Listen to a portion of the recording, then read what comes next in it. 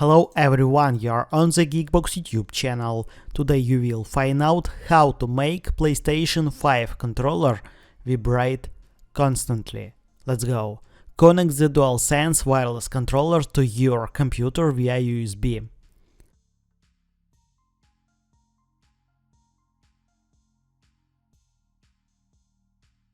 Open the As for Windows app.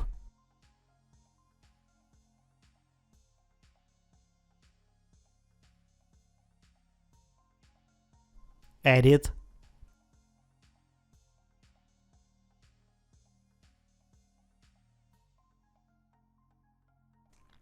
Other, Rumble, Test Heavy or Test Light. That's it. Now you know how to make PlayStation 5 controller vibrate constantly. Thanks for watching, don't forget to like and subscribe to the channel.